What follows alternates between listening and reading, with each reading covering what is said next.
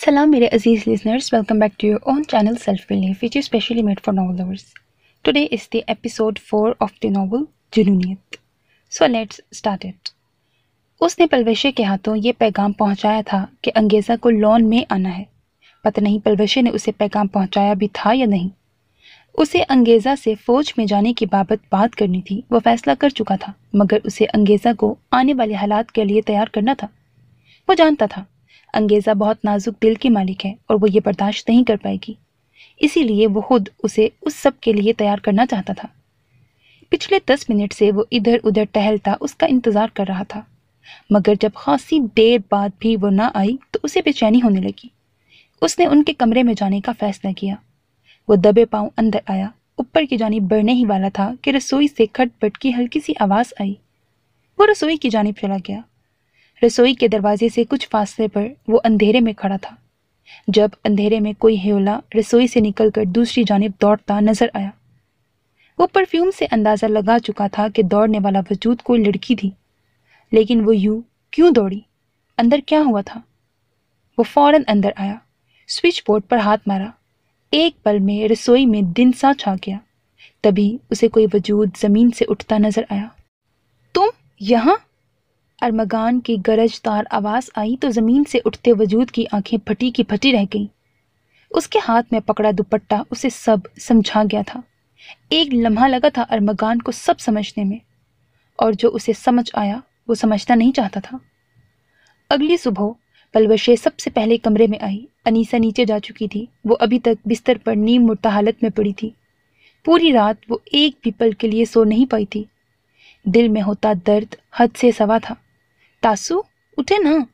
वो उसे झंझोड़ रही थी. अंगेज़ा ने लिहाफ चेहरे से हटाकर उसकी जानिब देखा.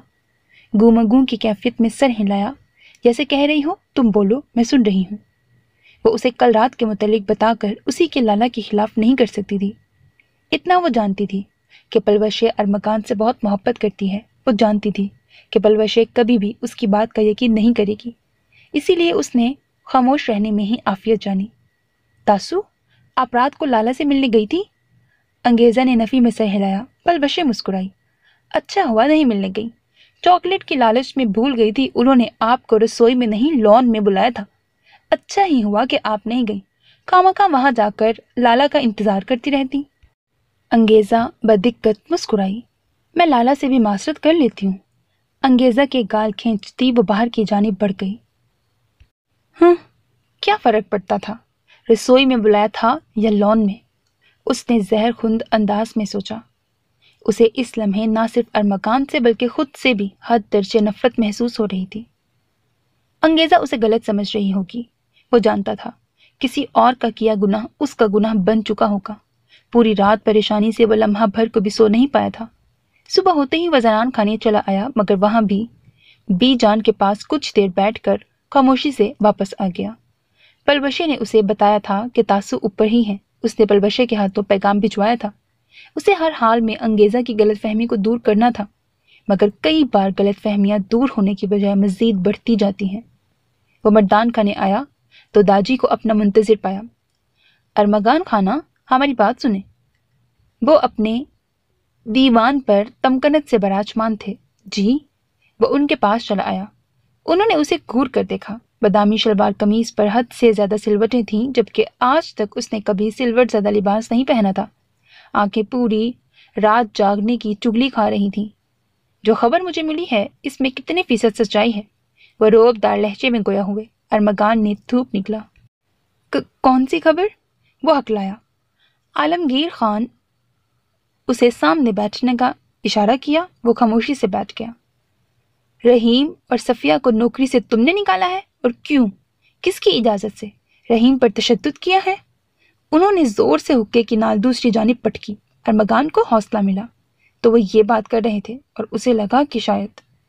उसने खुद को नॉर्मल किया और उनकी जानिब देखते हुए सादगी से कंधे उचकाए. वो दोनों बदफेली में मुलव्विस थे. हफ्ते में 3 रोज दोनों हवेली के पिछले बाग या रसोई में मिलकर इस हवेली के तकद्दुस पर कीचड़ उछालते थे. रात अचानक मेरी आंख खुली तब मुझे इस बारे में पता चला. रहीम मगर फिर भी शादीशुदा है और सफिया भी. उन्होंने दांत पीसे. ऐसी मोहब्बत को परवान चढ़ा रहे हैं जिसका कोई वजूद नहीं. मुझ से ये सब बर्दाश्त नहीं हुआ, उसने मजबूत लहजे में कहा। दाजी ने हंकारा भरा और फखर से उसे देखा।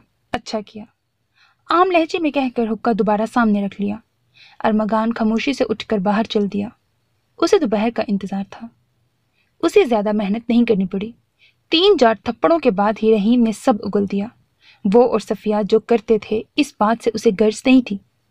वो अपनी आखिरत तबाह कर रहे थे और इस बात से उसे कोई फर्क नहीं पड़ता था। रहीम को भी इल्म नहीं हुआ कि वो सफिया नहीं अंगेज़ा थी। उसे यही लगा कि सफिया उसके इंतजार में खड़ी है। खुद अरमगान ने भी ये बात उसे ना बताई कि जिसे उसने हाथ लगाया वो सफिया नहीं अंगेज़ा थी। वो किसी भी सूरत में अंगेज़ा की इज्जत पर हर्फ नहीं आने देना चाहता था, लेकिन रहीम ने अंगेज़ा को हाथ भी लगाया तो कैसे? ये बात उसे अंदर ही अंदर चला रही थी। उसने उसे इतने घूंसे और थप्पड़ों से बेहाल कर दिया था। सुबह होते ही उसे और सफिया को हवेली से निकाल बाहर किया। वो बेचैन थी और हद दर्जे बेचैन। अपनी परेशानी उसने किसी पर आया नहीं होने दी। वो असफन से बात करना चाहती थी, मगर उसे अब तक मौका ही नहीं मिल पा रहा था। शादी की तैयारियां अरूज पर थीं। वो बी जान और बाकी खवातीन के साथ पहली बार में जाकर अपना जोड़ा खरीद लाई थी, लेकिन अभी तक अंगेज़ा अपना जोड़ा लेने नहीं गई थी। वो अंगेज़ा के सर्द रवैये पर हैरान थी। ऐसा लगता था कि ये मजबूरी की शादी है। अंगेज़ा और वो हवेली की रवायात की भेंट चढ़ने के लिए सजाई जा रही हैं। आज तमाम खवातीन अंगेज़ा को लिए शहर गई थीं। अब की बार सारी खरीदारी मुकम्मल करनी थी। अफ्तानान को इससे बेहतर कोई मौका नहीं मिल सकता था। खवातीन के जाने के बाद वो कमरे से निकली। रुख मर्दान खाने की जानिब था। सीढ़ियाँ उतर कर नीचे आई तो सामने ही दरखने काम खत्म करती क्वार्टर जाने की तैयारियों में थी। बीवी आप? उसने हैरत से अफ्तानान की जानिब देखा। उसे लगा था कि अफ्तानान भी साथ ही गई होगी, मगर वो अकेली हवेली रुक गई थी। खाना तैयार है? उसने नॉर्मल से अंदाज में पूछा। जी बीबी। दरखने ने इस्बात में सर हिलाया। अफ्तानान ने गहरा सांस खींचा और खुद को कतरे ला ताल्लुक जाहिर करने की कोशिश की। सब कहाँ हैं? उसने हैरान होने की कोशिश की। दरखने ने हैरत से उसे देखा। आप नहीं जानती बीबी जी? उसने हैरत से पूछा, फिर इफ्तानान के घूरने पर बोल उठी। बीबी सरकार और बाकी सब खवातीन और बच्चियों समेत शहर गई हैं। नौफल खान और अरहम खान उनके साथ हैं। दरियाब खान मलियार खान के साथ डेरे गए हैं। सरदार साहब तैयार खान और पामीर खान जड़के गए हैं। असफंद खान मर्दान खाने में हैं। उनकी तबीयत 2 दिन से ठीक नहीं है बीबी। असफंद के जिक्र पर उसने दांत न घुसे। अफ्तानान ने नाक सुकेड़ी और खुद को ला ताल्लुक जाहिर करती ऊपर की जानिब चल दी। दरखने ने कंधे उचकाए और बाहर चल दी। रेलिंग से लटकती अफ्तानान ने उसके जाते ही दुपट्टा दुरुस्त किया और सीढ़ियां तेजी से उतरती नीचे आई। कुदरत ने उसे खुद असफन से बात करने का मौका दे दिया था। वो मर्दान खाने का दरवाज़ा खोलती वहां दाखिल हुई। राहदारी सुनसान और खामोश पड़ी थी। वो तेजी से इधर उधर देखती असफन पामीर के कमरे की जानिब चली आई और दरवाजे पर दस्तक दी। गहरी सांस खींचते उसने खुद को आने वाले वक्त के लिए तैयार किया। उसे आगे पढ़ने की इजाज़त नहीं मिल रही थी। आलमगीर खान ने पहले वादा किया था कि वो उसे पढ़ने देंगे, मगर अब उन्होंने एकदम ही अपना फैसला बदल दिया था। खुद असफन भी इस बात पर हैरान था। जानता था वो बहुत परेशान होगी, इसीलिए उसके हक के लिए लड़ने वो खुद दाजी के पास पहुंच चुका था। उसने उन्हें मनाने की भरपूर कोशिश की।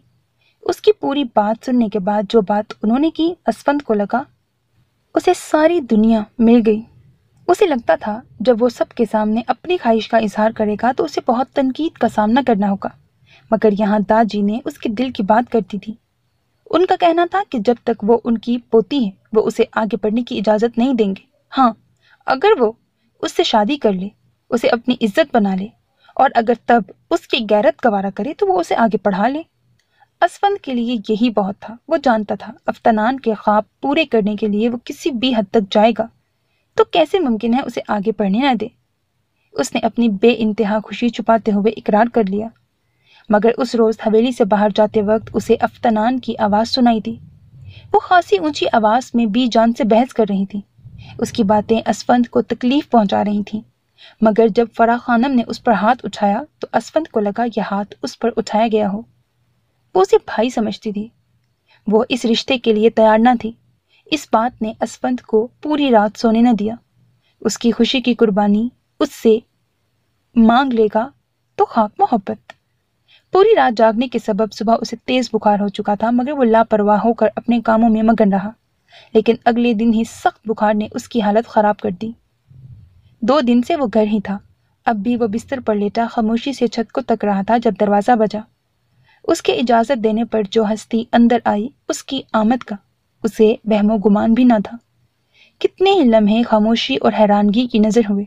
वो यकटक उसे देख रहा था जो दरवाजा बंद किए उसकी जानिब चली आ रही थी। वो खामोशी से चलती बिस्तर के पास आ ठहरी। आप यहाँ? वो सीधा होकर बैठा, फिर बमुश्किल कुछ बोलने के काबिल हुआ। नजरें उस पर जमी थीं जो उसके दीद के लिए बेकरार थी। असफंद लाला? असफंद के दिल में तकलीफ हुई, मगर वो कमाल इत्मीनान का मुजाहरा किए उसकी जानिब देखता रहा। उस पर सितम मुस्कुरा भी दिया, जबकि वो बेनियाज बनी अपनी बात जारी रखे हुए थी। मैंने आपको हमेशा अपना भाई समझा और आप?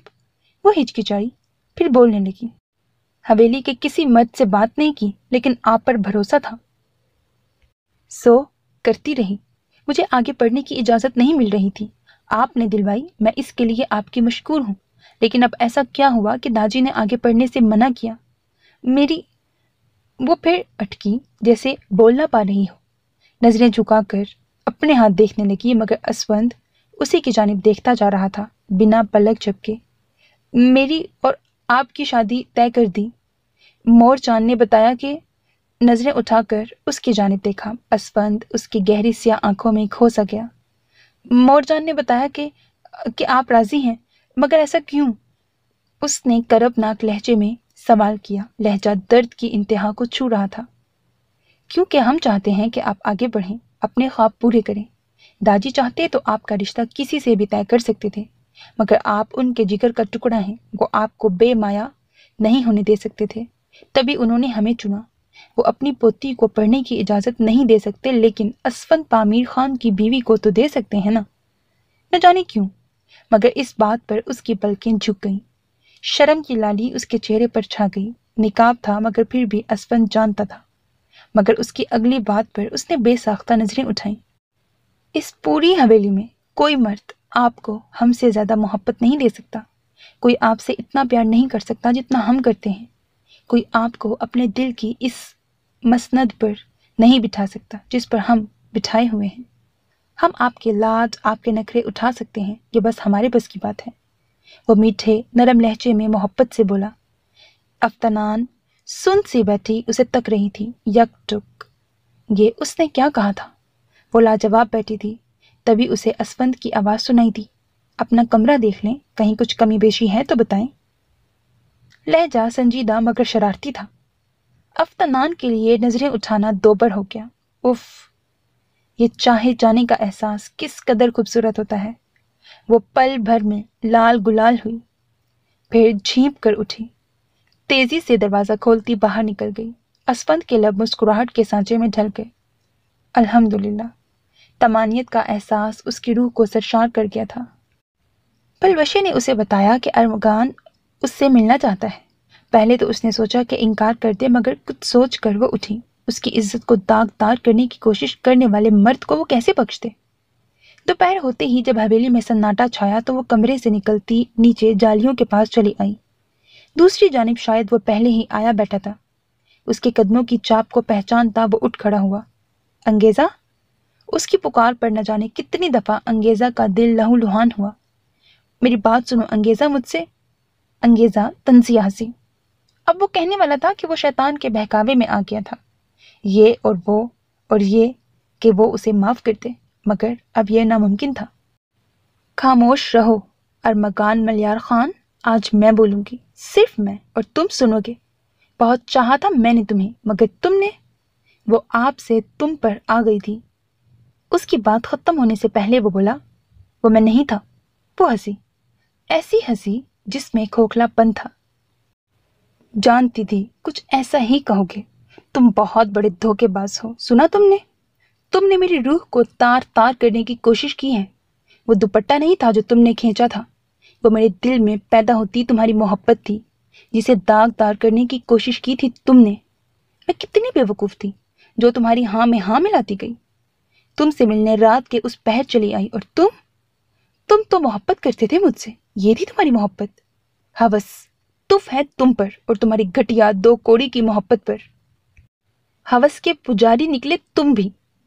अगर वो अपनी नफरत में खुदगर्ज ना हुई होती तो उसकी सिसकी सुन पाती, जिसका गला मुंह पर हाथ रखे घोंटा गया था।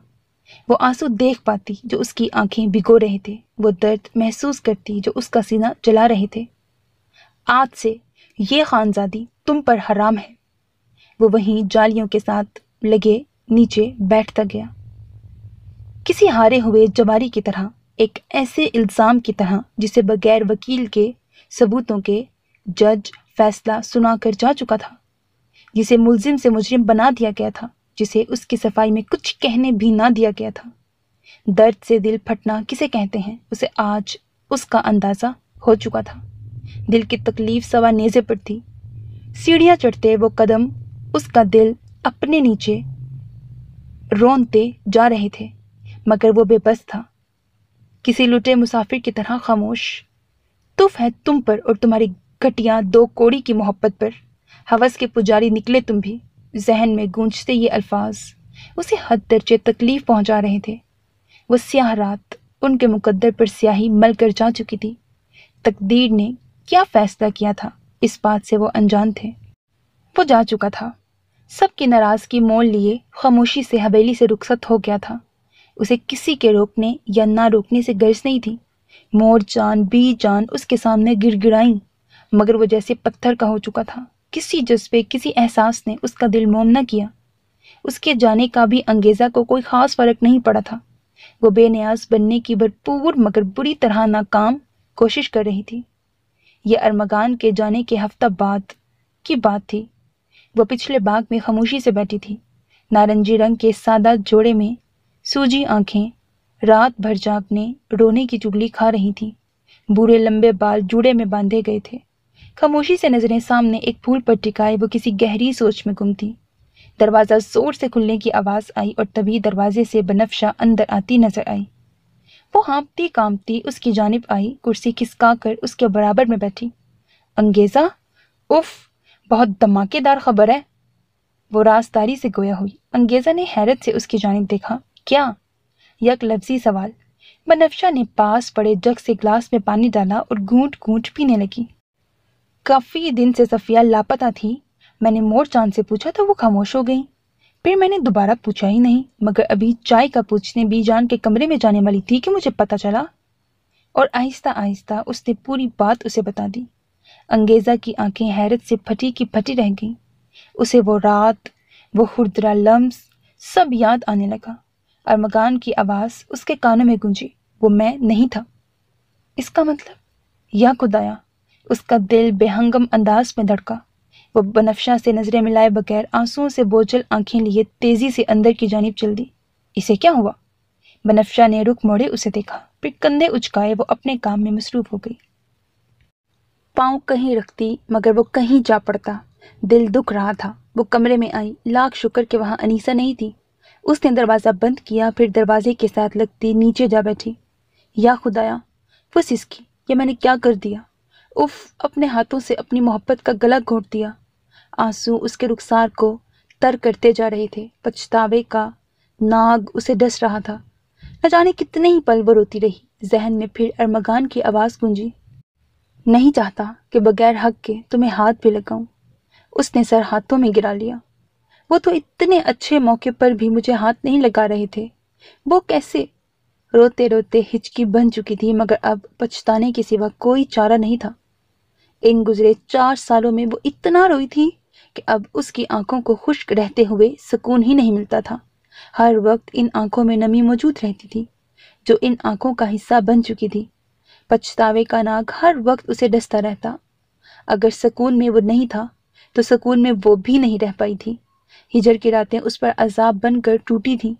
साल पहले ही पलवशा भी उनका भेद जान चुकी थी। अपने मासूम लाला पे लगे इल्जाम से उसे इतना दुख हुआ कि वो 1 माह उससे नाराज रही, मगर उसकी हालत का ख्याल किए ज्यादा अरसा उससे नाराज नहीं रह पाई। पिछले 4 सालों से वो खुद से भी शर्मिंदा थी, और ऐसी शर्मिंदा थी कि खुद से नजरें भी नहीं मिला पा रही थी। दिल खुद को उसकी माफी के काबिल समझता ही नहीं था। नई नई शादी का खुमार दोनों पर ऐसा छाया कि कुछ अरसे के लिए वो दोनों भूल गए कि उनके महवर से बाहर भी दुनिया है। पामीर को हवेली से बस एक मर्तबा ज़रमीने का फ़ोन आया था। खैर खैरियत और हवेली के हालात मालूम करने के बाद फ़ोन बंद कर दिया गया था। पामीर और शानज़े अपनी दुनिया बसा चुके थे। वो दुनिया जहाँ की मोहब्बतों का डेरा था। वो दुनिया जहाँ गम कहीं बहुत दूर और हर सू कह कहे मुस्कुराहटें थीं। दुनिया के गम परेशानियां कहीं दूर जा सोई थीं। इस एक माह में पामीर ने शानज़े की झोली खुशियों, मुस्कुराहटों और मोहब्बत से भर दी थी। वो पामीर की मोहब्बत उसके रवैये की आदी हो चुकी थी। पामीर की बख्शी मोहब्बत का मान था कि वो अब नखरे करने लगी थी और पामीर को उसके नखरे उठाना अच्छा लगने लगा था। पूरी दुनिया से कटे वो अपनी मोहब्बत भरी दुनिया दरियाफ्त कर रहे थे। वक्त उनकी खुशियों पर मुस्कुरा रहा था और तकदीर जाने उनके लिए क्या फैसला किए बैठी थी। शादी के दिन करीब आते जा रहे थे। औरतें लाउंज में ढेरों कपड़े दुपट्टे फैलाए बैठी थीं। कुछ औरतें गांव से भी बुलवाई गई थीं, चूंकि 2 दुल्हनों का जहेज तैयार करना था। बनफशा की दफा हवेली की औरतों ने ही सारा काम निपटा लिया था, क्योंकि तब वक्त इतना कलील ना था, मगर अब वक्त बहुत कलील था। पूरे लाउंज में सतरंगी दुपट्टे, सूट, मोती बिखरे हुए थे। अफ्तानान असफंद से बात करने के बाद नॉर्मल हो चुकी थी। उसे ये बात बहुत खुशी दे रही थी कि वो आगे पढ़ पाएगी। इस खुशी के लिए वो शादी का कड़वा घूंट पीने को भी तैयार थी। जानती थी कि इस रिश्ते को दिल से कबूल करने के लिए असफंद उसे वक्त देगा। दूसरी जानिब अंगेजा का दिल हर गुजरते दिन बैठता जा रहा था। खौफ दिमाग में कुंडली मारे बैठ गया था। इतनी लंबी जिंदगी इतनी शर्मिंदगी के साथ कैसे गुजरेगी, ये बात उसका दिल दुखाती रहती। हर पल उस शख्स की नज़रों के सामने रहना पल पल मरने के बराबर होगा। वो इनकार करके किसी की नाराज़गी मोल नहीं ले सकती थी और शर्मिंदगी ऐसी थी कि वो खुद को माफ़ी के लायक भी नहीं समझती थी। बख्तार खान की मौत के 1 साल बाद उन्हें बैरून मुल्क से फ़ोन आया। कुछ हैरानगी के आलम में उन्होंने फ़ोन उठाया था। अस्सलाम वालेकुम दाजी। नरम मीठा लहजा। वो हैरान हुए। कौन बोल रहा है? उन्होंने ताज्जुब से पूछा। मुकाबिल मुस्कुराया। उन्हें यही लगा। अलमीर बख्तार खान, ज़रमीने और बख्तार का बड़ा बेटा। उसके तारुफ पर उन्होंने महज हंकारा भरा, जबकि दिल में सुकून उतरा। आंखें बंद किए उन्होंने इस लहजे की मिठास को महसूस किया। उनकी अना ऊंची थी, लेकिन अलमीर बख्तार खान की अना ऊंची नहीं थी। जभी उसने पहल की थी। मुझे आपसे ज़रूरी बात करनी है और मैं उम्मीद करता हूँ ये बात हमारे दरमियान ही रहे, उसने संजीदा लहजे में कहा। दादी ने गहरा सांस खींचा। बोलो। उनकी इजाज़त पर वो बोलने लगा। बाबा जान ने वफात से कबल मुझे आपके मुतल्लिक बताया था और ये कहा था कि मैं आपसे बात किया करूं। वो चाहते थे कि मोर जान अपनी नाराज़गी ख़त्म कर दें और वापस पाकिस्तान आ जाएं, मगर उनकी ज़िंदगी में ऐसा नहीं हो पाया। मैं जानता हूं कि आप भी यही चाहते थे, मगर हम ऐसा कुछ नहीं चाहते, उन्होंने कतई लहजे में कहा। दादी, मुझे बाबा जान ने बताया था, आप उनसे झूठ नहीं बोल सकते थे, उसने मुस्कुराते लहजे में कहा। तो दादी ने थूक निकला। काम की बात करो, उन्होंने उसकी बात नज़रअंदाज करते हुए कहा। मोर जान की तबीयत ठीक नहीं रहती, वो अक्सर बीमार रहती हैं, उन्हें कैंसर है। आलमगीर खान को लगा इस लहजे में आंसुओं की आमेजिश थी। उन्हें लगा उनका दिल रुक गया हो। बेसाख्ता उन्होंने बराबर की दीवार को थामा। तो अब की बार उनका लहजा कपकपाया। वो आपकी बेटी हैं, आप जानते हैं कि वो मर जाएंगी, मगर अना ऊंची रखेंगे। जिस वजह से ये दूरियां आईं, इस वजह को तो ख़त्म हुए 22 साल बीत चुके हैं। अब इस अना को मज़ीद कायम रखे हम रिश्ते खो देंगे। वो मुसालिहाना अंदाज में बोला। दादी खामोश रहे। मज़ीद अना वो नहीं दिखा सकते थे। फ़ोन कान से लगाए बैठे अलमीर खान को उनकी हिचकियाँ सुनाई दी, मगर वो बहुत गैरतमंद साबित हुए। फ़ौरन से फ़ोन काट दिया। अलमीर फ़ोन की तारीख स्क्रीन को बेबसी से तकता रह गया। इस वाक़े के 9 माह बाद दादी ने बिला के हिम्मत मुज्तमा करके फ़ोन मिलाया। 9 माह लगे थे उन्हें अपनी अना की ऊंची दीवार फिर से कायम करने में। अस्सलाम वालेकुम, वो रस्मी अंदाज में गोया हुए। अलमीर के लिए यही बहुत था। उसने मुस्कुरा कर सलाम का जवाब दिया। टैक्सी रुकवा कर उसमें बैठा और टैक्सी वाले को पता समझा कर सुकून से टेक लगाए बैठ गया। कैसे हैं आप? उसने सादा से लहजे में सवाल किया। हम ठीक हैं, हमने तुम्हारी बातों पर बहुत गौर किया और हम एक नतीजे पर पहुंचे हैं। वो फ़ोन कान से लगाए बाहर दौड़ते मनाजिर देखने में मसरूफ़ था। اونچی عمارتیں دیکھتے المیر کو خیال گزرا کہ کچھ لوگوں کو اپنی انا بہت عزیز ہوتی ہے۔ جی بولیے، اس نے متوازن لہجے میں جواب دیا۔ ہم چاہتے ہیں کہ ہمارا نام کہیں بھی نہ آئے۔ ان کا لہجہ جانچتا ہوا تھا۔ بے فکر رہیں۔ اس نے ان کی فکر رفع کی۔ زرمینے کو لیے پاکستان واپس آ جاؤ۔ جی ٹھیک، ہم چکر لگا لیں گے، اس نے خوشی سے جواب دیا۔ برخوردار، ان کا لہجہ بہت سخت تھا۔ المیر نے فون کان سے ہٹایا، پھر فون کو گھورا اور دوبارہ کان سے لگایا۔ جی بولیں۔ لہجہ نارمل سا تھا۔ پاکستان مستقل طور پر آنا ہے، انہوں نے گویا فیصلہ سنایا تھا۔ جی کیا کہا؟ المیر نے نہایت حیرانی کے عالم میں پوچھا۔ داجی نے اپنی بات دہرائی۔ یہ ممکن نہیں ہے داجی، وہ ہچکچایا۔ عالمگیر خان نے گہرا سانس بھرا۔ تو اسے ممکن بناؤ، تمہاری بی جان کی طبیعت دن بدن بگڑ رہی ہے، زرمینے کا غم انہیں کھا رہا ہے، انہوں نے سنجیدہ لہجے میں کہا۔ اس نے سمجھتے ہوئے سر ہلایا۔ داجی، یہاں میری اور دریاب کی نوکری ہے، ہمارا گھر ہے، اس نے انہیں سمجھانا چاہا۔ خان حویلی کے لڑکے نوکریاں نہیں کرتے، در در کے ٹھوکریں نہیں کھاتے، انہوں نے کروفر سے کہا تو وہ ہنس دیا۔ داجی، ہمارے پاس زمینیں نہیں ہیں، ہمارے پاس حویلی نہیں ہے، وہ آپ کے پوتے ہوں گے جو امیر ہیں، جنہیں نوکری کی ضرورت نہیں پڑتی، مگر یہاں پیٹ بھرنے کو جیب میں پیسہ ہونے کی ضرورت ہے۔ وہ منہ میں سونے کا نوارا لیے پیدا ہوئے ہیں اور ہم نے شروع سے محنت کے بل پر ہی جینا سیکھا ہے۔ وہ اپنی بڑی بڑی ذاتی گاڑیوں میں گھوم سکتے ہیں، گارڈز کی فوج ان کے ساتھ ہوتی ہے، مگر جانتے ہیں اس وقت میں کرائے کی ٹیکسی میں ہوں، میرے ساتھ گارڈز نہیں۔ 14 گھنٹے مشقت کر کر کے ہم پیسے جوڑتے ہیں۔ ہم بی خان حویلی کے بچے ہیں، مگر اس طرز کی زندگی نہیں گزار پائے۔ گستاخی، مگر موڑ چاند اور آپ کی انا نے ہم بھائیوں سے وہ خوشیاں چھین لیں جن کے ہم حقدار تھے۔ وہ بولنے پر آیا تو بولتا ہی گیا۔ یہاں سے پاکستان جا کر وہ کس بلبوتے پر رہیں گے؟ کل اگر وہ دوبارہ نکال دیے گئے تو کہاں جائیں گے؟ اب کم از کم چھت تو تھی، وہ بھی چھوڑ جائیں تو بے آسرا ہی رہ جائیں گے۔ اس کی باتوں نے عالمگیر خان کے لیے سوچ کے بہت سے دربا کیے۔ وہ سوچ میں پڑ گئے۔ پھر ایک مضبوط فیصلے کے بعد انہوں نے دوبارہ فون کیا۔ ہم تیار ہیں، ہم تم دونوں کو جائیداد میں حصہ دیں گے جو تمہاری ماں کا حصہ ہے، وہ تم لوگوں کا ہی تو ہے، انہوں نے اسے سمجھانا چاہا۔ اتنے پر ہم سب چھوڑے نہیں آ سکتے، آپ کے پوتوں کے سامنے ہماری کوئی حیثیت نہیں ہوگی داجی، وہ سنجیدگی سے بولا۔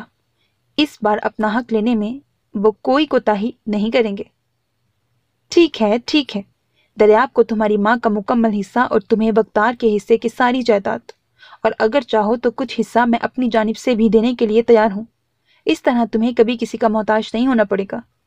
انہوں نے گویا فیصلہ کیا اور اس پر مہر ثبت کر دی۔ المیر کے پاس اب کہنے کو کچھ بچا نہ تھا، اب بس اسے زرمینے کو منانا تھا، جو اس کے لیے مشکل نہ تھا۔ موڑ چاند اپنوں میں لوٹ چلتے ہیں، کب تک در بدر کی ٹھوکریں کھائیں گے؟ ہم جا کر اپنے حق کا مطالبہ کریں گے، جو آپ کا اور بابا جان کا تھا وہ ہمارا ہی ہے۔ موڑ چاند ہمارے اپنے ہمارے منتظر ہیں، آپ کی بی بی سائیں آپ کی منتظر ہیں۔ ان کے گھٹنوں پر ہاتھ دھرے وہ انہیں سمجھا رہا تھا۔ ہمیں کسی نے بلایا نہیں ہے، کوئی بلائے گا تو چلے جائیں گے، پھر تم لوگ جانو اور تمہارا کام۔ انہوں نے دریاب اور اس کا ذکر کیا۔ داجی کا فون آیا تھا، وہ سر جھکائے بولا۔ اب سچ بولنے کے سوا کوئی چارہ نہ تھا۔ زمینے نے چونک کر اس کی جانب دیکھا، ماتھے پر پسینے کی بوندیں چمکی، دل پھر سے دھڑکنے لگا۔ مصروف سے انداز میں کپ میں چائے نکالتے انہوں نے خود کو مصروف اور لا تعلق ظاہر کرنے کی پوری کوشش کی۔ کیا کہہ رہے تھے؟ المیر نے ان کا کانپتا ہاتھ دیکھا، پھر ہاتھ سے کپ پکڑا۔ بلایا ہے پاکستان۔ ان کا ہاتھ تھامے وہ مسکرا کر بولا، سچ میں؟ وہ سسکی۔ اپنی انا انہیں بھی عزیز تھی۔ بغدار انہیں سمجھاتے رہتے تھے کہ جو ماضی میں ہوتا ہے ماضی میں رہ جایا کرتا ہے۔ وہ خود بھی یہ بات جانتی تھی۔ شاید قسمت کے قلم نے حویلی کی قسمت میں یہ سب لکھ دیا تھا، مگر وہ محض ایک بار داجی کو شرمندہ دیکھنا چاہتی تھی، ان کی انا کی حدود دیکھنا چاہتی تھی، انہیں اپنے کیے پر شرمندہ دیکھنا چاہتی تھی۔ انہیں پامیر کی شکل دیکھنا تک گوارا نہیں تھا۔ پامیر خان 24 سال قبل ان کے لیے مر چکا تھا اور اس کی قبر پر وہ خود مٹی بھی ڈال چکی تھی، مگر داجی کو اپنے کیے پر شرمندگی نہیں تھی۔ وہ انہیں رتی برابر ہی صحیح مگر شرمندہ دیکھنا چاہتی تھی۔ رشتوں سے دور ہو کر وہ زندگی کے 24 برس برباد کر چکی تھی، لیکن اب مزید نہیں۔ انہیں عالمگیر خان کا فان آیا، وہی اصلی گھمنڈ، لیکن وہ جانتی تھی یہ وقتی ہے، بس کچھ عرصہ اور۔ آخر کب تک رب فرعونوں کی رسی ڈھیلی چھوڑتا ہے؟ وہ خاموشی سے انہیں سنتی رہیں، انہیں یہ ظاہر نہ ہونے دیا کہ وہ المیر اور ان کی آپس کی بات سے واقف ہیں۔ وہ خاموشی سے دریاب سمیت پاکستان چلی آئیں۔ المیر کو ابھی وقت درکار تھا، سب سمیٹ کر اسے واپس آنا تھا۔ روز کی مانند آج بھی صبح سے حویلی میں چہل پہل تھی، مگر آج کچھ غیر معمولی تھی۔ آج المیر کو پاکستان آنا تھا۔ زرمینہ نے خود اس کا کمرہ تیار کروایا تھا، اسے ٹیرس والا کمرہ پسند تھا۔ اس کی پسند کو مد نظر رکھتے ہوئے انہوں نے اس کے لیے وہی کمرہ تیار کروایا جس کی کھڑکی بڑے لان میں کھلتی تھی۔ طرح طرح کے پکوان تیار کیے، کچن کا کام درخنے بنفشہ اور انیسہ سنبھالے ہوئے تھیں۔ بی جان تو پھولے نہ سما رہی تھیں۔ آخر کو حویلی کا ایک اور سپوت اپنی حقیقی جگہ پہنچنے والا تھا۔ ارمغان اور دیار خان اسے لینے گئے تھے۔ بلاخر وہ شام 4 بجے حویلی پہنچ ہی گیا۔ زرمینہ لاؤنج میں ادھر ادھر ٹہلتی بے صبری سے اس کا انتظار کر رہی تھی۔ بیٹھ جاؤ، چل چل کر تھک جاؤ گی۔ اپنی تپائی پر پوری شان سے براجمان بی جان نے انہیں ٹوکا۔ وہ رکی اور مسکرائیں۔ آپ نہیں سمجھیں گے بی جان، میری جان بستی ہے میرے میر میں۔ وہ مسکرائیں۔ بی جان نے سر جھٹکا۔ وہ کیسے نہیں سمجھ سکتی تھی، ان کی بھی تو زرمینہ میں جان بستی تھی۔ شرم کر لو افتنان، تمہاری اب شادی ہونے والی ہے، پھر کیوں المیر لالا کو دیکھنے جا رہی ہو، وہ بھی چھپ کر؟ بی جان کو پتہ چلا تو بہت ڈانٹ پڑے گی۔ پلوشی نے اسے سمجھایا، مگر نتیجہ وہی، ڈھاک کے 3 پات۔ ارے تمہارے لیے دیکھنے جا رہی ہوں، افتنان نے اسے گھورا اور مزے سے جواب دیا، جس پر وہ سٹپٹائی۔ کبھی دریاب خان تو کبھی المیر خان، استغفر اللہ۔ پلوشے بڑبڑائی، پھر افتنان کے پیچھے دوڑی۔ وہ دونوں ریلنگ کے پاس آ کھڑی ہوئیں۔ اوپر کی چھت گولائی میں تھی اور مضبوطی کی غرض سے ستون لگائے گئے تھے۔ وہ دونوں بھی ستون کی آڑ میں چھپ گئیں۔ اللہ پوچھے تم سے افتنان دیار خان، ایک بھی کام ڈھنگ کا نہیں کیا تم نے کبھی؟ پلوشے اسے کوس رہی تھی، مگر مجال جو وہ کان دھرے۔ بڑے مزے سے سفید دوپٹے کا تھوڑا سا پلو منہ میں ڈالے 19 کی دہائی کی اداکاروں کی طرح کھڑی نیچے جھانکنے میں مصروف تھی۔ اوئے آ گیا دوسرا ہیرو، اس نے ہلکی آواز میں چلا کر کہا۔ پھر دونوں ایک دوسرے کے ساتھ چپکی دم سادھے نیچے جھانکنے لگی۔ یار یہ تو حویلی کے سب لڑکوں سے زیادہ خوبرو نکلا، اف کتنا پیارا ہے۔ افتنان نے المیر خان پر نظریں جمائے آہستہ آواز میں کہا۔ پلوشی نے اسے ٹوکا دیا۔ اسفند لالا کو بتاؤں گی بے شرم۔ اس نے افتنان کا کان کھینچا۔ افتنان نے کسی اور وقت کے لیے بدلہ ادھار رکھ لیا اور ایک بار پھر نیچے دیکھنے لگی۔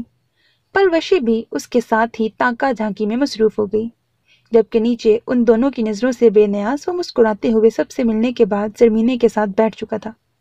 ٹانگ پر ٹانگ جمائے مسکراتے ہوئے وہ اتنا خوبرو معلوم ہو رہا تھا کہ بی جان نے فوراً نظروں کا زاویہ بدل ڈالا، کہیں اسے ان کی نظر نہ لگ جائے۔ وہ کالی شلوار قمیص میں کچھ تھکا تھکا سا نظر آ رہا تھا۔ بوڑھی آنکھیں مسکرا رہی تھیں، کھڑے تیکھے نقوش، ہلکی بڑھی شیپ اور اس سے جھانکتا ڈمپل، آستین پیچھے کوہنیوں تک موڑ رکھی تھی۔ ان سے جھانکتے سفید بازو، ایک ہاتھ تھوڑی تلے جمائے، دوسرا بازو صوفے کی پشت پر پھیلا رکھا تھا۔ کلائی میں بیش قیمت گھڑی اور صوفے پر پھیلائے ہاتھ کی چوتھی انگلی میں پہنی کالے پتھر کی انگوٹھی چمک رہی تھی۔ دفاتن مسکراتے ہوئے اس نے بالوں میں ہاتھ چلایا، ساتھ ہی ساتھ اچٹتی نگاہ اوپر کی جانب ڈالی جہاں وہ زنان خانے میں داخل ہونے سے پہلے 2 لڑکیاں کھڑی دیکھ چکا تھا۔ افتنان اور پلوشے جو اس کی جان لیوا مسکراہٹ پر صدقے واری جا رہی تھیں، اس کے اوپر دیکھنے پر جلدی سے پیچھے ہوئیں۔ بچ گئیں۔ پلوشے نے گہری سانس کھینچی۔ افتنان نے اس کی جانب دیکھا۔ یہ انیسہ تاسو یا تجھے ملنا ہے؟ تم دونوں میں سے کسی ایک کی قسمت۔ وہ اسے چھیڑتی آنکھ مارتی اندر کی جانب دوڑ گئی۔ پلوشے لال ببو کا چہرہ لیے اس کے پیچھے لگ گئی۔ 1 ماہ پلک جھپکتے ہی گزر گیا۔ آج وہ بہت سی یادیں سمیٹے حویلی جانے کے لیے تیار کھڑا تھا۔ شان سے کمرے میں نہیں تھی۔ گھڑی کلائی پر باندھتے اپنا سفری بیگ لیے وہ ایک نظر کمرے کو دیکھتا باہر نکلا۔ بیگ صوفے پر رکھے وہ کچن کی جانب آیا، مگر شانزے کو وہاں بھی نہ پا کر پریشان ہوا۔ پھر کچھ سوچتے وہ لاؤنج میں واپس آیا۔ ارد گرد نظر دوڑائی اور تب اسے صوفے کے پیچھے ایک گلابی آنچل نظر آیا۔ وہ مسکرایا تو اس کی بیوی اس سے روٹھے وہاں بیٹھی تھی۔ وہ دبے پاؤں چلتا وہاں آیا تو کیا دیکھتا ہے کہ محترمہ شانزے پامیر رونے کا شغل پورا کر رہی تھی۔ وہ اس کے ساتھ ہی نیچے بیٹھ گیا۔ کیوں رو رہی ہو؟ سب جانتے ہوئے بھی اسے تڑپانا چاہا۔ آپ نہیں جانتے؟ وہ سوں سوں کرتی ننوٹے لہجے میں بولی۔ پامیر مسکرایا۔ پگلی، میں کون سا خوش ہوں؟ اس نے الٹا سوال کیا۔ اس کی بات پر شانزے کو مزید رونا آیا۔ وہ اس کے ساتھ اور اس کی محبتوں کی عادی تھی۔ اس کی جدائی اور دوری کیسے برداشت کر لیتی؟ پامیر کا اپنا دل اداس تھا۔ ایسے کرو گی تو جا نہیں پاؤں گا۔ وہی تو چاہتی ہوں۔ اس کی بات کا جواب اس نے سادگی سے دیا۔ پھر بابا سائیں ڈھونڈ لیں گے ہمیں اور دونوں مارے جائیں گے۔ یہ تو پہلی بار ہے کہ مجھے جانا ہے، مگر جب ہر بار ایسے ہوگا تو ہر بار رو کر مجھے یوں دکھی کرو گی۔ یوں تو میں مر ہی جاؤں گا۔ اس کی بات ختم ہونے سے پہلے ہی وہ اس کے ہونٹوں پر اپنا نازک ہاتھ رکھ چکی تھی۔ آپ کو میری بھی عمر لگ جائے سائیں، خدا نہ کرے آپ کو کچھ ہو، آپ کی آئی مجھ ناچیز پر آ جائے۔ خدا گواہ ہے سائیں، آپ نے مجھے اتنی محبتیں دے ڈالی ہیں کہ میں انہی کے سہارے ہی زندگی گزار لوں گی۔ وہ اس کے شانے پر سر ٹکا گئی۔ پامیر مسکرایا۔ وہ اظہار بہت خوبصورتی سے کرتی تھی۔ اب جانا واقعی مشکل ہو چکا ہے۔ وہ بڑبڑایا۔ شانزے چونکی اور اس سے الگ ہوئی۔ آپ جائیں سائیں۔ اس کے کھڑا ہونے پر وہ بھی آہستہ سے اس کے ساتھ کھڑی ہوئی۔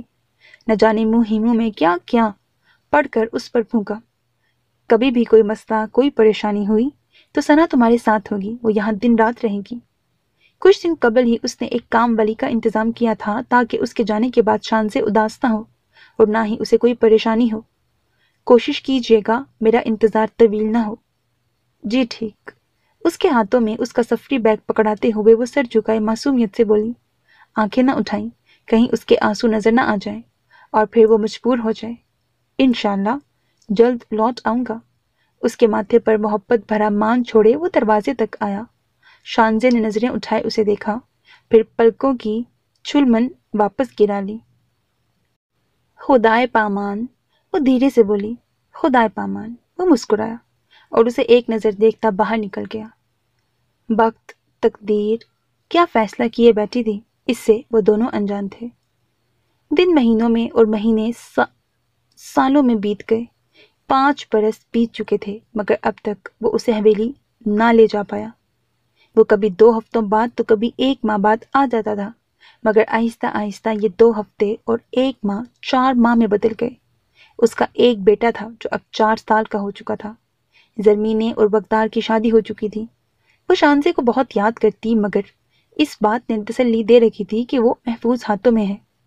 پامیر کی زبانی اسے اپنے بھتیجے کا پتہ چلا تو وہ زبردستی اسے دیکھنے پامیر کے ساتھ آئی۔ وہ 2 سال بعد مل رہی تھیں۔ پہلے تو رو کر خوب دل ہلکا کیا، پھر ایک بھرپور دن گزارے وہ واپس آ گئی۔ وہ ہر بار جانے سے قبل راشن سے گھر بھر جاتا اور اسے کچھ پیسے بھی دے جاتا تھا۔ علی کو اسکول چھوڑنا اور لانا ثنا کی ذمہ داری تھی۔ اسکول قریب تھا اسی لیے آنے جانے میں دشواری نہیں ہوتی تھی۔ شانزے کو جدائی پر دکھ ہوتا مگر آہستہ آہستہ پامیر جیسے ان سب کا عادی ہو گیا۔ اسے لگتا تھا محبت مل جائے تو خوشیاں دیتی ہیں اور بڑھتی جاتی ہے، مگر اب اسے لگتا تھا محبت ملنے پر پہچان کھو دیتی ہے۔ لا حاصل کا لا حاصل رہنا اس کی چاہ بڑھائے رکھتا ہے، مگر جب لا حاصل حاصل ہو جائے تو وہ اپنا اصل کھو دیتا ہے، اس کی قدر کم ہو جاتی ہے۔ مگر جب محبت کی بجائے وہ چیز یا وہ انسان آپ کی ضد ہو اور ضد پوری ہو جائے تو اس کے بعد وہ چمک کھو دیتی ہے جو انسان کو حاصل ہونے سے پہلے اپنی جانب کھینچتی ہے۔ پامیر کے لیے بھی شانزے اب وہی حیثیت اختیار کرتی جا رہی تھی۔ اب دل میں اس کے لیے کوئی جذبہ موجود نہیں ہوتا تھا، مگر اس سے انجان شانزے کا معصوم دل ہر لمحے پامیر پامیر کرتا رہتا تھا۔ اس کی یاد میں وہ اکثر پہروں روتی رہتی۔ آپ کو اب میں یاد نہیں آتی؟ اس کے سینے پر سر ٹکائے شانزے آہستہ آواز میں بولی۔ سوچوں میں ڈوبا پامیر ہوش میں آیا۔ کچھ کہا؟ اس نے چونکتے ہوئے پوچھا۔ کیا پریشانی ہے پامیر، آپ ایسا کیوں کر رہے ہیں؟ دیکھ رہی ہوں کچھ ماہ سے آپ گمسم سے ہیں۔ سر اٹھائے اس کی جانب دیکھتے ہوئے وہ پریشانی سے بولی۔ کچھ نہیں ہوا مجھے۔ اسے جھٹکتے ہوئے وہ بستر سے اٹھا۔ آپ میری بات کیوں نہیں سن رہے پامیر؟ وہ جلدی سے بستر سے اٹھی اور اس کی جانب بڑھی، مگر وہ کمرے سے باہر نکل گیا۔ کس بات نے ناراض کیا ہے آپ کو پامیر؟ رکیں تو۔ وہ تقریباً دوڑتی ہوئی اس کے پیچھے آئی، مگر وہ تب تک گھر سے بھی باہر نکل چکا تھا۔ شانزے کی آنکھوں میں پانی جمع ہونے لگا، نہ جانے وہ کس بات پر ناراض ہو کر چلا گیا تھا۔ ساتھ کے کمرے میں موجود 4 سال کے بچے نے دروازے سے باہر جھانک کر اپنی ماں کو دیکھا، جو بلکتے ہوئے زمین پر آ بیٹھی تھی۔ اس کی ماں کو لگا تھا وہ سو چکا ہے، تبھی اسے سوتا چھوڑ کر وہ اس کے باپ کے پاس گئی تھی۔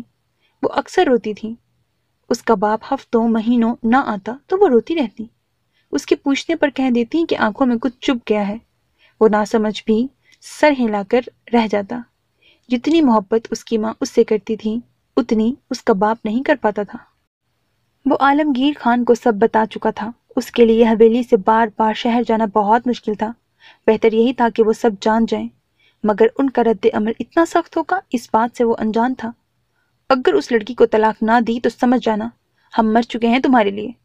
وہ تڑپ کر ان کے سامنے آیا۔ بابا سائیں ایسا مت کہیں، وہ میری بیوی ہے اور آپ میرے بابا، کسی ایک کو چننا مشکل ہے۔ بی بی سائیں ابھی اس بات سے انجان تھیں۔ یہ باتیں بند دروازے کے پیچھے ہی ہو رہی تھیں۔ وہ انہیں بچے کے متعلق بھی بتانا چاہتا تھا، مگر ان کے سخت رویے نے اسے خاموش کروا دیا۔ اسی وقت ہماری نظروں کے سامنے سے رخصت ہو جاؤ، فی الحال ہم کچھ دن تمہاری شکل بھی نہیں دیکھنا چاہتے۔ بابا، وہ منمنایا، نکل جاؤ باہر۔ وہ گرائے۔ وہ خاموشی سے باہر نکل گیا۔ جب سے وہ شہر آیا تب سے پریشان تھا۔ شانزے اس کی پریشانی سے ناواقف تھی، مگر پھر بھی بار بار سوال کیے اس کے زخم کورید رہی تھی۔ رات کا گیا وہ اگلی صبح واپس لوٹا تھا۔ شانزے اسے وہیں لاؤنج میں زمین پر بیٹھی نظر آئی، آنکھیں رات بھر رونے کی چگلی کھا رہی تھیں۔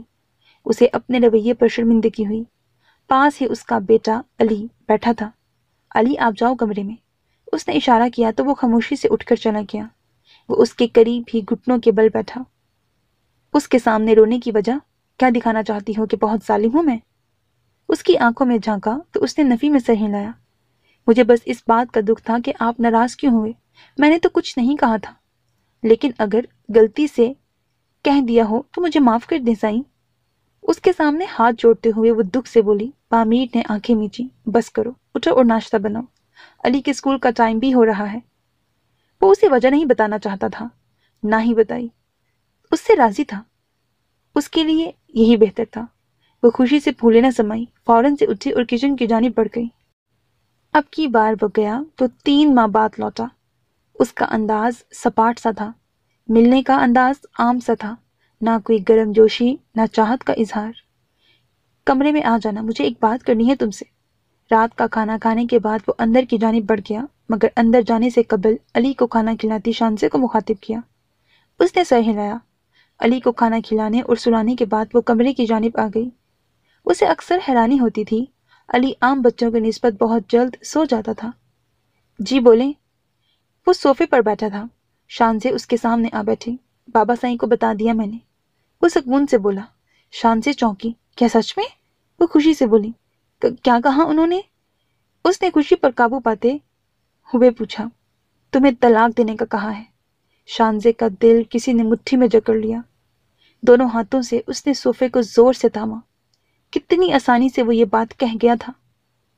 تو آپ نے کیا کہا؟ وہ اٹکتے ہوئے بولی۔ آنسو آنکھوں میں جمع ہو گئے تھے۔ کچھ نہیں، لیکن وہ چاہتے ہیں میں شادی کر لوں کسی خاندانی لڑکی سے۔ اس کی جانب غور سے دیکھا۔ شانزے کو لگا اس کی ذات کو گھونسا مارا گیا ہے۔ تو میں کیا کسی گھٹیا خاندان سے تھی؟ وہ ضبط سے مسکراتے ہوئے بولی۔ نہیں، یہ تو نہیں کہا میں نے، تم لوگ کمی ہو نا ذات سے۔ شانزے کے صوفے پر دھرے ہاتھوں نے زور سے صوفے کو جکڑا۔ سر جھک سا گیا۔ یہ شخص اس سے محبت کا دعوے دار تھا یا شاید دل بھرتا تھا، مگر اس کی روح کو عزت کی چاہت تھی۔ لیکن آج لگ رہا تھا عزت دینے والا ہی عزت تار تار کر رہا ہے۔ وہ چاہتے ہیں میں اپنی چچا زاد شفق سے شادی کر لوں۔ وہ تاریخ طے کر چکے ہیں، اس نے سکون سے بتایا، نہ چہرے پر افسوس نہ ملال۔ وہ بھرپور تمکنت سے بیٹھا تھا۔ تو آپ کر لیں گے شادی؟ آنسوؤں کا گولا پیچھے دھکیلتے اس نے بڑی مشکل سے پوچھا۔ ظاہری سی بات ہے، کر لوں گا۔ پہلے میں اپنی مرضی پوری کر چکا ہوں، اب ان کی مرضی پوری کرنے کا وقت ہے۔ ان کی اولاد ہوں، وہ حق رکھتے ہیں مجھ پر۔ وہ سنگ دل اس کا دل توڑ رہا تھا، اس کا مان اور غرور توڑ رہا تھا۔ اس کا دل شدت غم سے پھٹنے لگا، مگر وہ خاموش رہی۔ اب منہ نہ لٹکا لینا، مرد کو 4 شادیوں کی اجازت ہے، میں تو پھر تو کر رہا ہوں، اور تم میری پہلی بیوی ہی رہو گی، میں یہاں بھی آتا رہوں گا۔ اس کا لہجہ عام تھا، سپاٹ، مگر شانزے کے دل میں طوفان چل رہا تھا۔ آپ مذاق کر رہے ہیں پامیر؟ آپ مجھ سے بہت محبت کرتے ہیں، کیسے ایسا کر سکتے ہیں؟ وہ اس کے برابر آ بیٹھی اور اس کا ہاتھ تھامے معصومیت سے بولی، میں نے کبھی اس قسم کا مذاق پہلے کیا ہے جو اب کروں گا؟ اس کی جانب ابرو اچکا کر دیکھا۔ وہ اس کا پرسکون انداز دیکھ کر رہ گئی۔ آپ کا بچہ ہے، میں ہوں آپ کے لیے، پھر آپ کو کیا ضرورت ہے؟ میں کمی تھی، اس میں میرا کیا قصور؟ آپ نے مجھے خود سے محبت کرنے پر مجبور کر دیا، اس میں میرا کیا قصور تھا؟ اب آپ کہہ رہے ہیں کہ آپ بس اس کی۔ پامیر نے آنکھیں گھمائیں۔ مجھ سے جڑ کر تمہاری حیثیت نہیں بدل جائے گی، تم کمی تھی نہیں، تم ہو۔ بات سنو میری، تمہیں تو میرا احسان مند ہونا چاہیے کہ میں نے تمہیں چھت دی، تمہیں دنیا جہان کی خوشیاں دی، حالانکہ تم ان کے لائق نہیں تھی۔ اس کے بازو پر دھرا شانزے کا ہاتھ آہستہ سے نیچے گرا، نامحسوس انداز میں۔ جی ٹھیک کہا آپ نے۔ وہ سر ہلاتے ہوئے اٹھے۔ کدھر جا رہی ہو؟ میں نے اجازت دی اٹھنے کی، یہاں آؤ۔ دل پر کئی پتھر رکھے وہ سارے آنسو خود میں گرائے اس کے پاس چلی آئی۔ دل کو اب بھی موہم سی امید تھی کہ شاید وہ مذاق کر رہا ہے، مگر وقت، تقدیر اور نصیب کے سامنے انسان بے بس ہو جاتا ہے۔ وہ چلا گیا اور شانزے جانتی تھی کہ اب کی بار وہ لوٹ کر نہیں آئے گا۔ آنکھوں کو نمی کی عادت ہو چکی تھی، اب تو مسکراتے ہونٹ بھی ہر وقت سختی سے باہم جڑے رہتے۔ وہ اندر ہی اندر گھلتی جا رہی تھی، کوئی بیماری اسے اندر ہی اندر کاٹ رہی تھی۔ کئی روز وہ بیمار پڑی رہتی، ثنا کے لاکھ اصرار پر بھی ہسپتال نہ جاتی۔ علی 6 سال کا ہو چکا تھا، بچپن سے ماں کو روتے دیکھا وہ بچہ وقت سے پہلے سمجھدار ہو گیا تھا۔ ماں کی آنکھوں کی نمی اسے بہت کچھ بتا دیتی، مگر وہ خاموش رہتا۔ اس کی ماں اکثر دل بہلانے کو اس سے باتیں کرتی رہتی تھی۔ وہ سمجھتی تھی کہ وہ بچہ ہے اور کچھ نہیں جانتا، مگر وہ سب سمجھتا تھا۔ ماں کی خاموشی بھی شاید اس کے باپ کی ہی دین تھی۔ وہ اکثر پہروں سوچتا، ہر ماہ کوئی ان کو پیسے دے جاتا تھا۔ اس کا باپ ایسا کیوں ہے؟ باقی بچوں کا باپ انہیں لینے آتا تھا، مگر وہ کیوں ایک کام والی کے ساتھ آتا جاتا تھا؟ بہت سے سوال اس کے دماغ میں آتے تھے، مگر اسے کوئی جواب نہ ملتا۔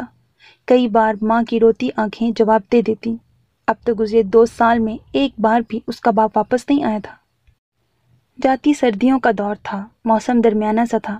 وہ علی کے جانے کے بعد لاؤنج میں گم سم سی بیٹھی تھی، تبھی میز پر پڑا فون بجنے لگا۔ خاموشی سے دیوار کو تکتی شانزے کو ہوش آیا، شاید پامیر کا فون تھا۔ اب تک 2 ہی بار اس کا فون آیا تھا۔ ان گزرے 2 سالوں میں ہر لمحے اس نے بس پامیر کے فون کا ہی انتظار کیا تھا۔ وہ خوشی سے دوڑی، ہانپتے ہوئے فون اٹھایا۔ السلام علیکم، وہ چہکتے لہجے میں جوش سے بولی۔ وعلیکم السلام۔ زرمینے کی آواز سن کر اس کا سارا جوش بیٹھ گیا۔ کیسی ہو؟ وہ اٹکتے ہوئے بولی۔ زندہ ہوں۔ ایک دم ہی اس کا انداز بدلا، سپاٹ سا لہجہ، روکھا لہجہ۔ شانزے مجھے معاف کر دو، بس اس کی۔ شانزے کی آنکھوں سے 2 آنسو بے مول ہوئے۔ کیوں؟ اس نے حیرانی سے پوچھا۔ مجھے نہیں پتا تھا پامیر خان ایسا نکلے گا۔ اس نے لالا کی بجائے پامیر خان کہا تو اس کا دل کانپا۔ وہ شادی کر چکا ہے۔ میں بہت شرمندہ تھی، بات نہ کر پائی۔ ہمت جمع کرتے مجھے 2 سال بیت گئے۔ مجھے کوئی یہاں نہیں لا سکتا تھا۔ میں آنا چاہتی تھی لیکن اجازت نہیں ہے، بہت شرمندہ ہوں میں۔ اس نے اپنی مجبوری بتائی۔ وہ تلخی سے مسکرائی۔ سب کی اپنی اپنی مجبوری تھی، اور تباہ کون ہو رہے تھے؟ وہ اور اس کا بیٹا۔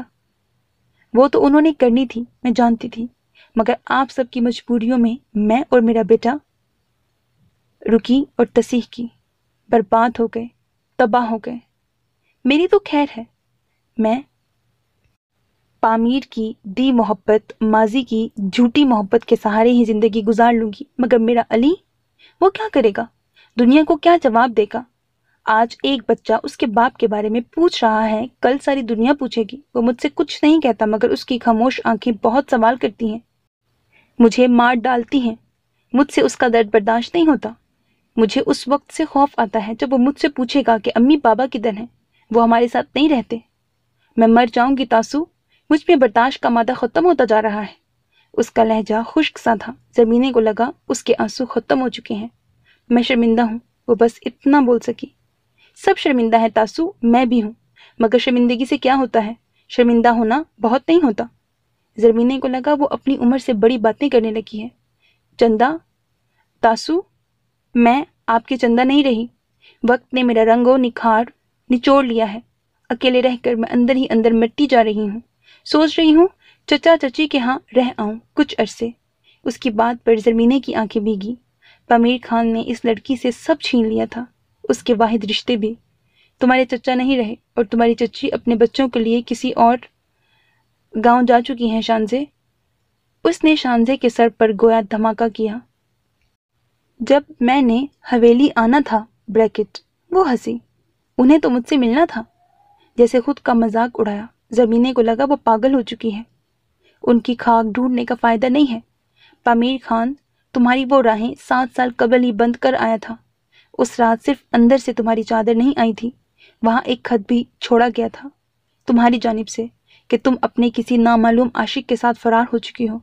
तुम उनके लिए मर चुकी हो 7 साल से ही। सुन लो शानसे, तुम बहुत बदकिस्मत निकली और मैंने तुम्हारी जिंदगी बर्बाद कर दी। फोन उसके हाथों से छूट कर नीचे गिर चुका था।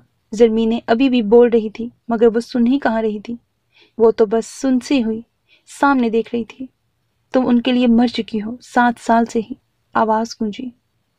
तुम मेरी जिद बन चुकी हो और पामीर खान कोई भी जिद उधार नहीं रखता। तंजिया लहजा। रोना बंद करो। रुको, मैं तुम्हारी चादर लाता हूँ। वो हंसी। चादर लाता हूँ, चादर खींचने के लिए। वो खुद अजियती की इंतहा पर थी। रग रग में दर्द बरपा था। वो बीजान के कमरे में आई। उसे बीजान से ज़रूरी बात करनी थी, मगर कमरे में बीजान नहीं थी। हाँ, अलबत्ता किताबों के शेल्फ के पास कोई शख्स पुश्त किए खड़ा था। दरवाज़ा खुलने पर उसकी जानिब मुड़ा। उसने झट से निकाब किया। अलमीर वक्तार खान उसकी एक भी झलक ना देख पाया। उसकी तरफ देखते हुए मुस्कुराया। अस्सलाम वालेकुम, उसने पहल की। अफ्तानान ने सर हिलाकर जवाब दिया। बीजान किधर है? उसने बाथरूम के दरवाजे की जानिब इशारा किया। उसने हिचकिचाते हुए पूछा, बीजान किधर है? जवाबन उसने बाथरूम के दरवाजे की तरफ इशारा किया। अफ्तानान ने सर हिलाया। असफंद खान से शादी होने वाली है आपकी? वो सवालिया अंदाज में बोला। वापस मुड़ती अफ्तानान ने रुख मोड़ा और उसकी जानिब देखा। जी बिल्कुल, सादगी से जवाब दिया। अच्छा है, मुबारक हो आपको। वो सादगी से बोला। शुक्रिया। अफ्तानान ने इतनी खुश अखलाकी को बमुश्किल हजम किया, फिर बीजान के आने से कबल बाहर निकल गई। कमाल है, ये तो बहुत अच्छे निकले, बिल्कुल भी खड़ूस नहीं है। वो मुस्कुराते हुए अपने कमरे की जानिब चल दी। कल से उसे मायूं बैठना था। वो रात का खाना खाने के बाद बर्तन समेट रही थी। अली गुमसुम सा बैठा था। नाखून से टेबल की सतह खुरचता वो किसी गहरी सोच में गुम था। अली, कुछ पूछना है आपको? वो सुकून से बोली। खुद को अब वो काफी हद तक संभाल चुकी थी। नहीं। अली ने दाएं बाएं सर हिलाया, फिर दौड़कर कमरे में चला गया और दरवाजा बंद कर दिया। शानजे ने आंखों में आए वो बेनाम से आंसू पोंछ डाले। सारा काम समेटने के बाद वो अली के कमरे में चली आई। आहिस्ता से दरवाजा खोलकर अंदर झांका। वो मेज पर सर रखे सो रहा था। वो उसके पास चली आई। बहुत आहिस्ता से उसके हाथों से कलम लेकर एक जानिब रखा। तभी नजर उसकी लिखी तहरीर पर पड़ी। उसने झट से वो कॉपी उठा ली, लेकिन उस पर लिखी बातें पढ़ने के बाद उसे करीबी मेज का सहारा लेना पड़ा। मासूम से लफ्जों में लिखी अली की बातें उसे बहुत कुछ सोचने पर मजबूर कर गई थी। मेरे बाबा हमारे साथ नहीं हैं।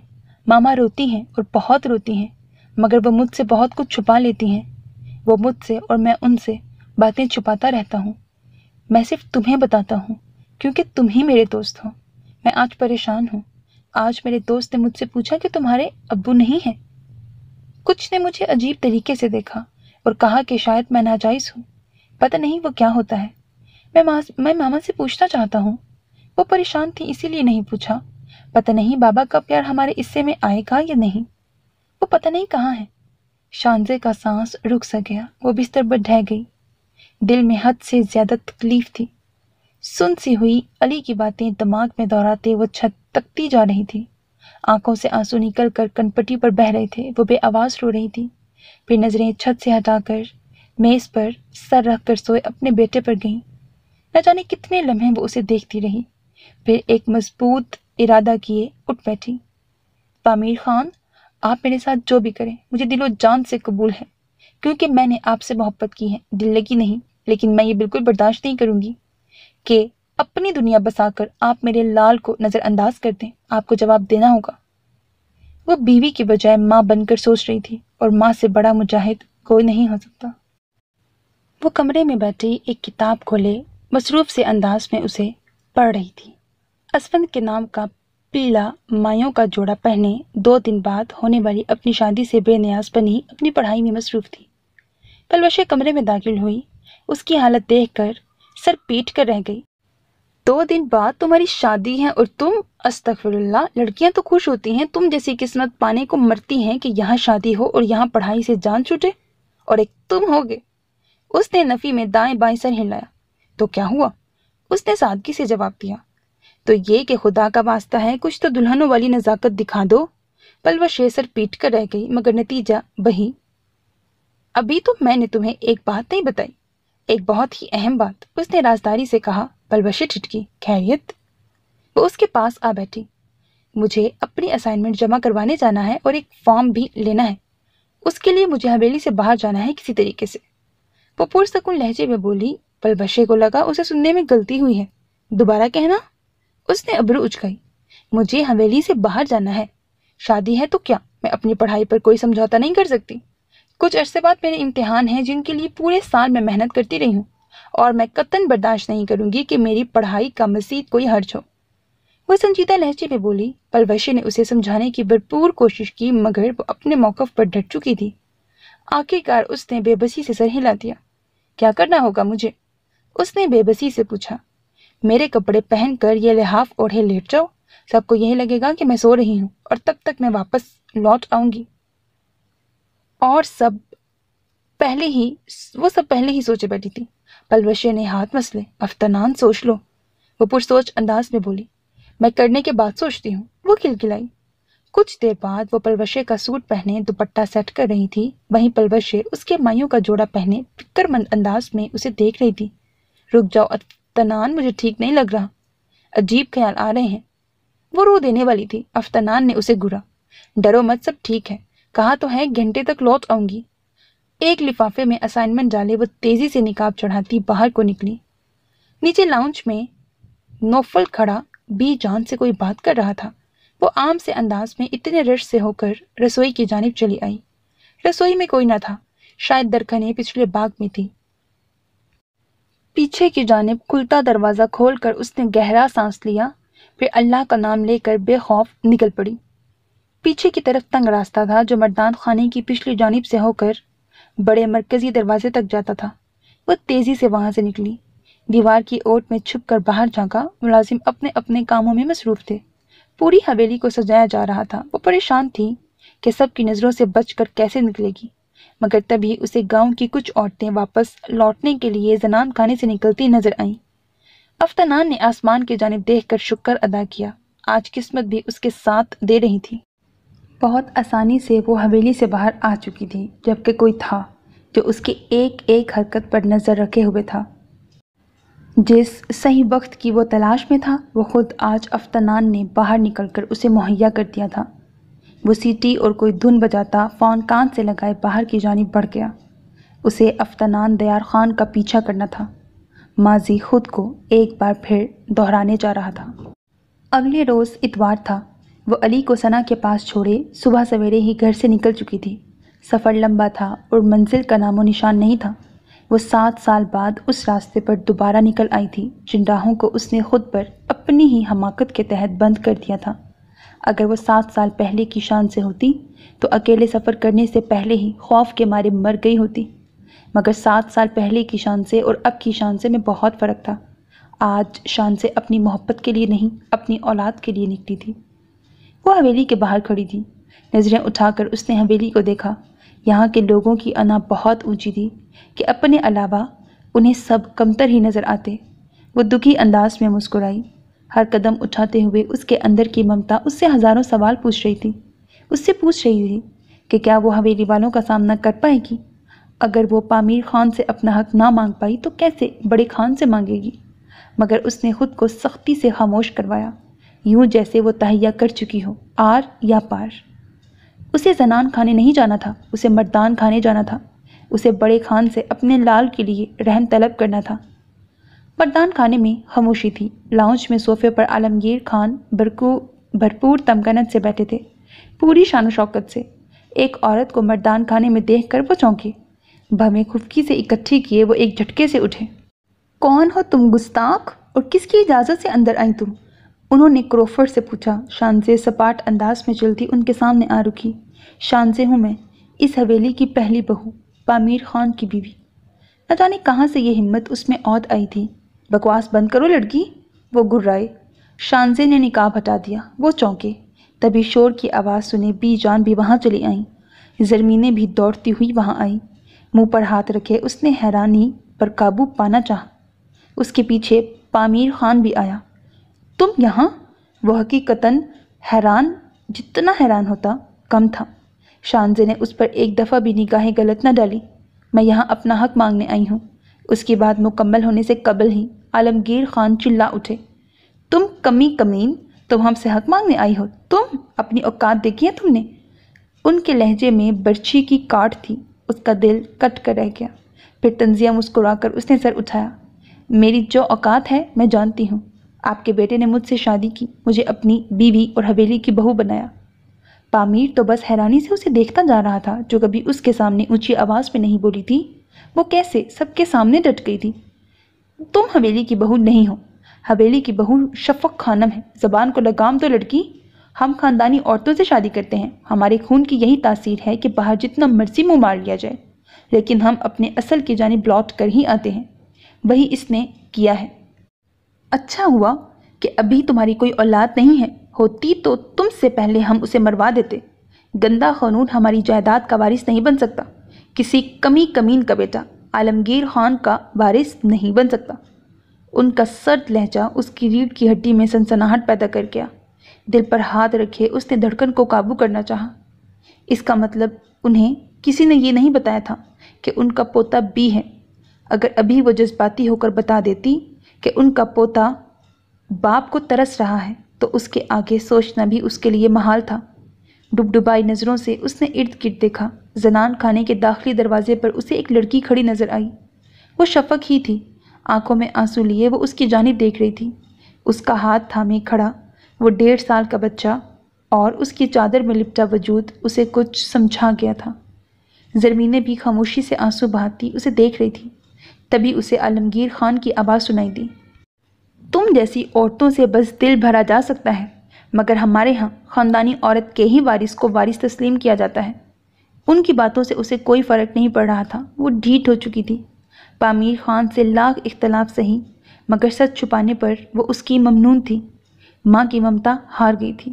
بغیر کچھ کہے وہ مڑی۔ دروازے کے پاس پہنچ کر دل میں ایک خواہش سی ابھری۔ دل کی آواز پر لبیک کہتے وہ مڑی۔ قدم قدم چلتی پامیر خان کے سامنے آ کھڑی ہوئی۔ وہ سب جو اسے جاتا دیکھ رہے تھے حیرانی سے اس کی جانب دیکھنے لگے۔ پامیر اس کی جانب دیکھ رہا تھا، خاموشی سے، سپاٹ انداز میں۔